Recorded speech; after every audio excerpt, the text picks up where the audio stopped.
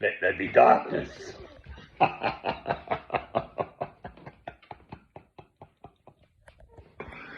Oh dear. Oh Lord, well now.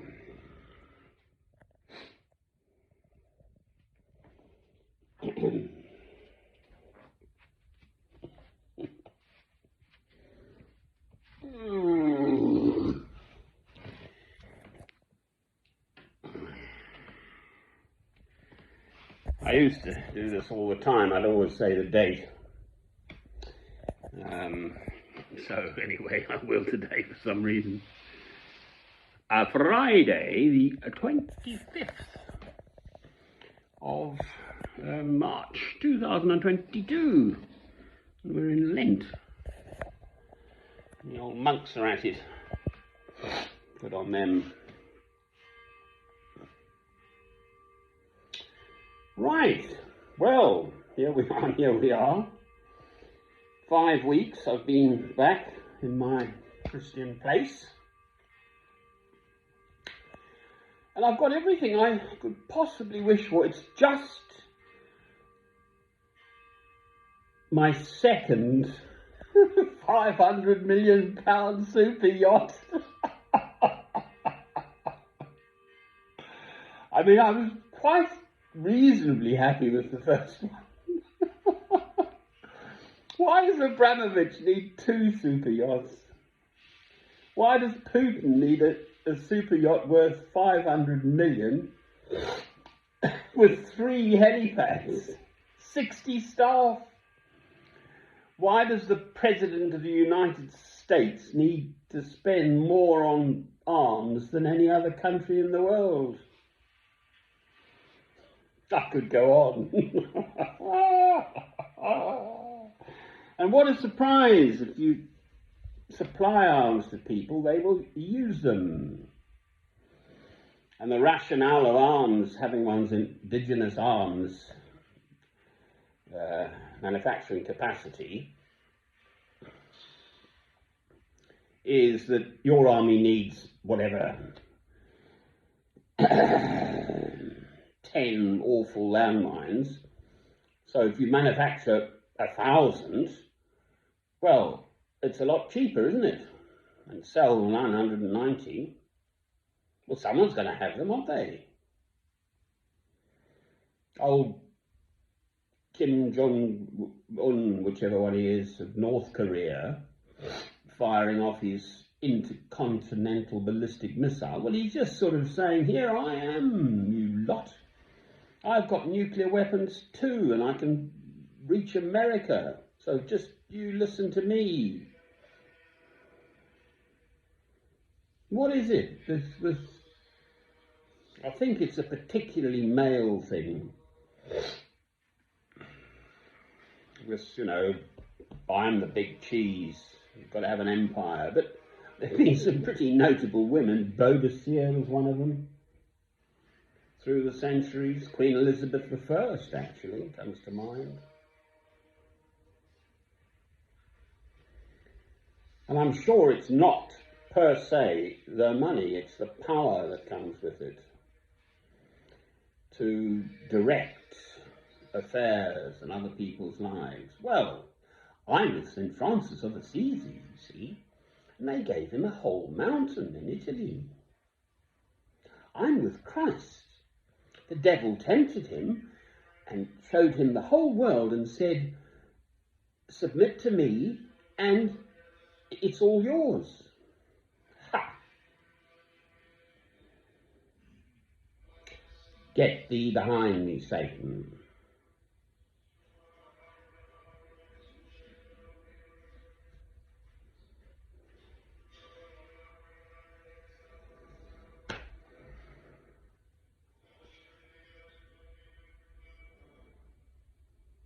I mean, I've got everything in the house already.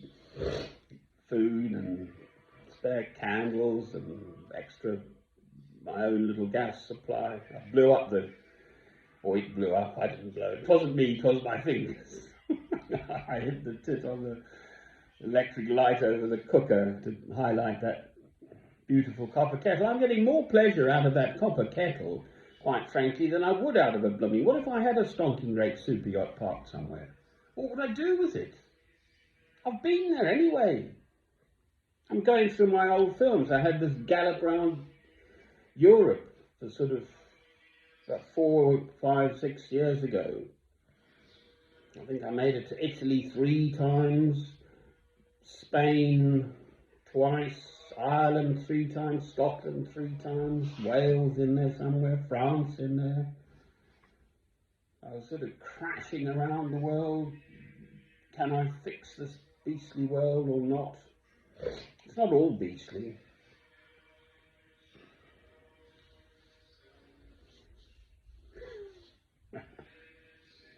Well, I'd rather stick with St. Francis, thank you. And the Poor Clares. There were 2 beautiful Christian spirits. In Assisi, St. Francis's dates are 1182 to 1226. He died very young, really, worn out by beautiful, beautiful prayer. I wouldn't pretend to lift the hem of his habit, as it were. He was absolutely chosen by God when he was very young. But God has his plan for everyone and everything. So what about the killing then? And those who perpetrate it or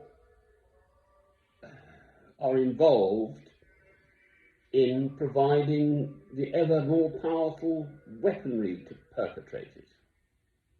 It's evil.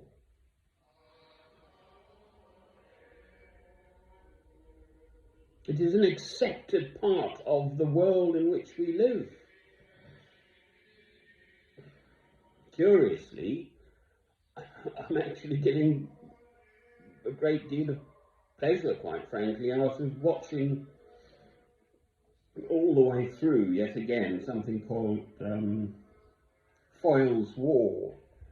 So there's this very good actor, Michael Kitchen, and Honeysuckle Weeks is his driver, and Anthony is the sergeant and so on, and they solve mysteries and the police during the Second World War. But there's a lot of crossover with the military. His son is Michael Kitchen, the actor. Christopher, can't think of his name now. His son is in the RAF, and so they had a real Spitfire, and just showing behind the scenes how they did a crash and lighting it in the fire, and, well, you know, stunt people and so on. Julian Ovenden is the son. Anthony Howell was the sergeant.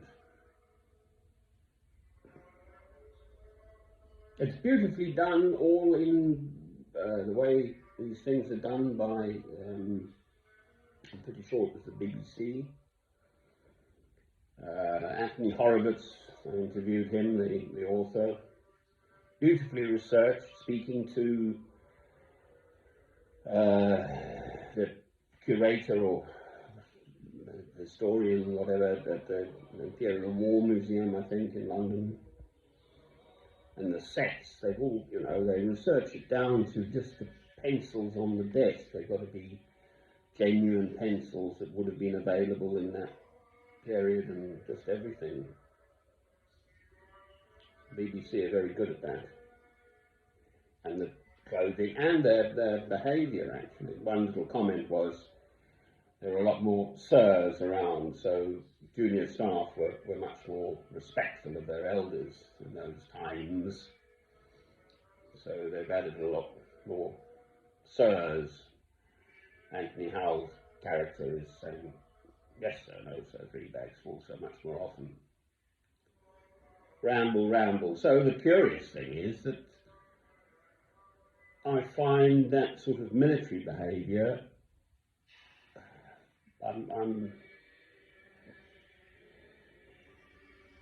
well, I rather like it. Cut and dried, and yes sir, no sir, 3 bags full, but we'll do this, we'll do that, yes sir, and your word is your bond, and you'll do it.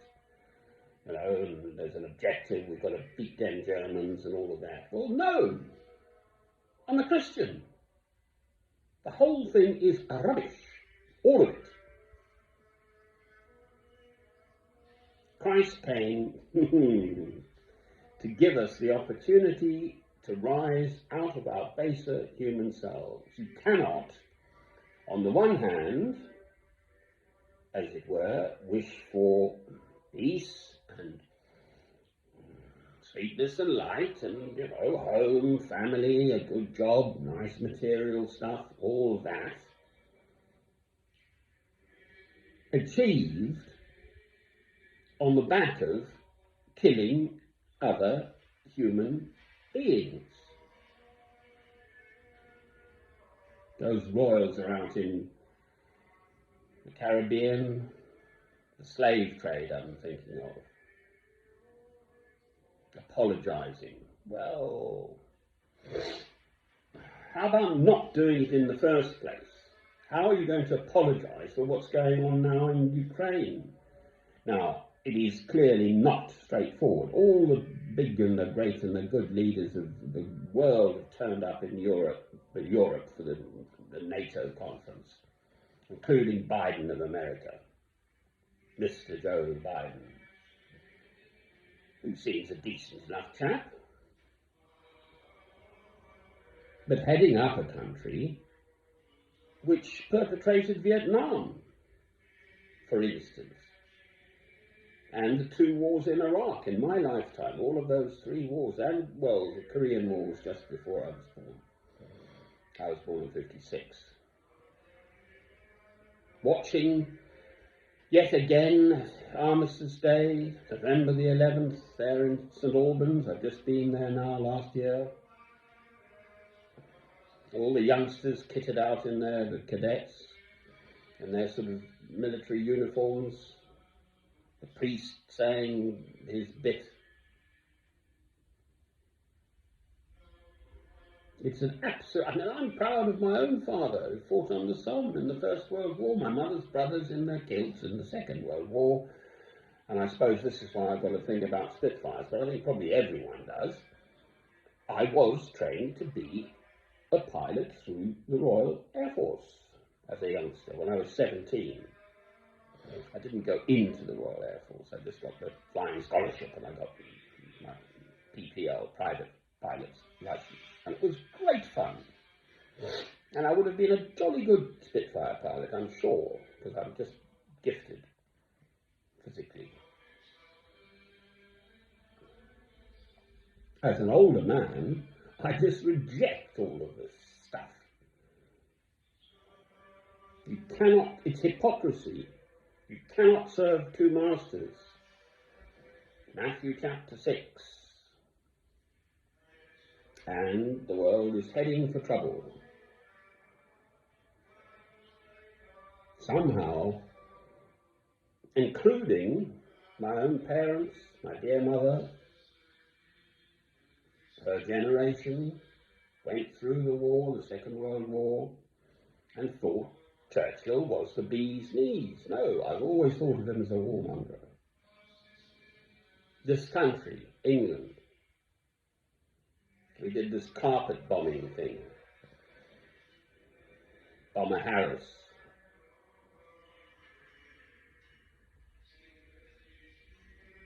These huge bombing raids on just essentially sort of doing what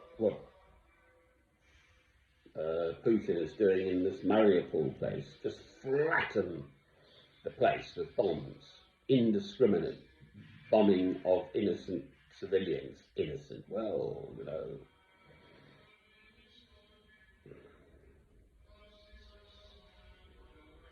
Well, God knows about all of this stuff.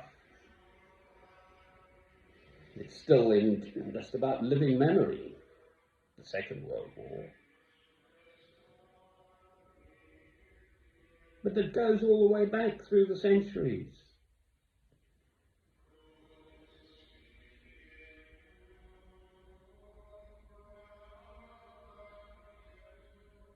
I would be personally, if if I'm not already a target for being a conchi, they used to call them, conscientious objector through religious reasons, Christian reasons. First World War, they tarred and feathered them.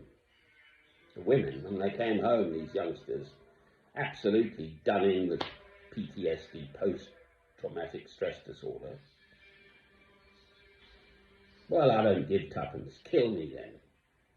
I will speak as a Christian.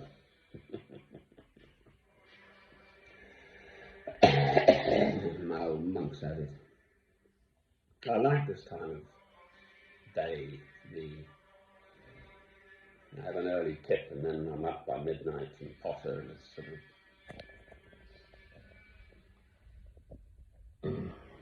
gone 2 a.m. now.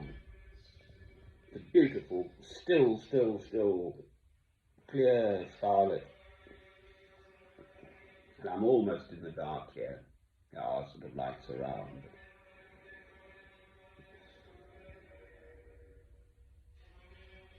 Where I lived in France, there was no street lighting, and you could really see that Milky Way. It was beautiful. I think there are places you can go up here in the Kiel de Forest where there's no street lighting. You can sort of camp out or something. Now, here's a curious thing. I'm all settled and I'm missing my pilgrimage. Missing living out under the arches of bridges and in doorways and the fronts of shops and wherever I've been. I'm missing it. With everything I needed on my back, carrying it all. I could just hike off anywhere. Had money? No, well, depending. When I had no money, I actually liked having no money because then I didn't have to make a decision, should I go somewhere? I've got money now in the bank, and quite frankly, I don't think it's sensible to travel at present because you might get stuck. My calling, I feel, is to go to Jerusalem in the Holy Land. One day again, and I looked into it, and they've still got the most horrendous rules around COVID. And I know what they're like, the security people involved around Israel. They can just don't like the smell of you and boof, back on the next plane. Or the other way round, you could get caught over there or something and stuck. I mean, I've had all 3 jabs and probably lining up for another booster now, and I've had COVID too, so that should also up the antibodies. And no symptoms was an extraordinary thing. It's a very nasty bug. But anyway, I've done this travelling in the past. So, how do I, me myself personally, do something real in this world to make the world a better place for my passing? Well, the one thing I can absolutely get right is I am a Christian. There are no shades of grey, and it's a question of take up your cross and follow me each day. Well, I'm granted another day of life. My poor old bod's creaky. I've been rather booted into not quite the long grass. I'm still under their wing, but my next appointment for my left knee revision, that's what's called a TKR, total knee replacement, already, and it's the femoral component, so the big upper thigh bone has slipped into the thing. I'm on crutches, so that's in July, that's 4 or 5 months hence.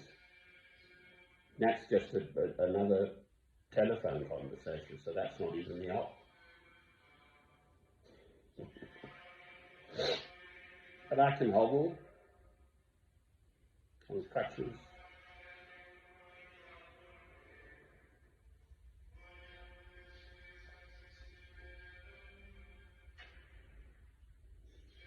And it's people's hearts. I know this. For heaven's sake, it's obvious. Generally, people are much more have recognised that the second war in Iraq was an absolute shambles, a travesty of what Mr. Tony Blair led people into doing. But he's still around. He should be imprisoned like Hess and people like that, and Spandau or something for the rest of his life as a war criminal. The same for Mr. George W. Bush. God knows all this stuff. There's no justice. Innocent citizens of Iraq were slaughtered by us, the West, especially the second war in Iraq.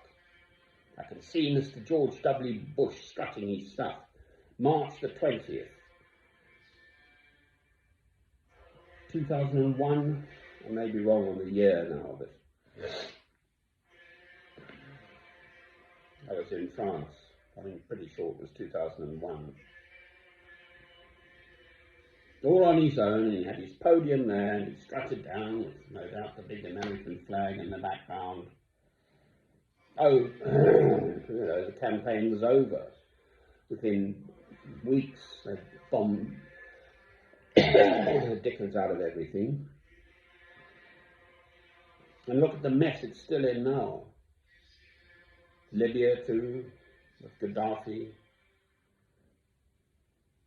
The whole, they called it the North African Spring, didn't they? All the Mediterranean African countries sort of involved, Tunisia and Egypt particularly come to mind, and that's bubbling away.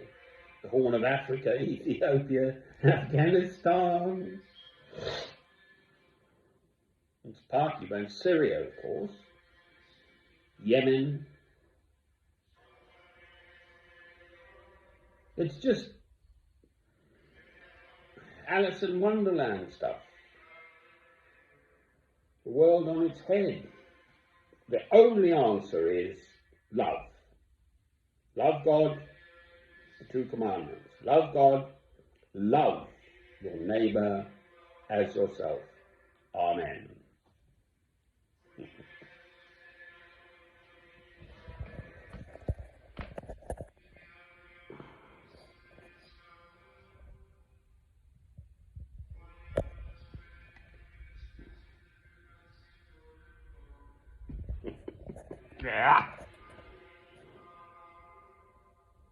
Yeah.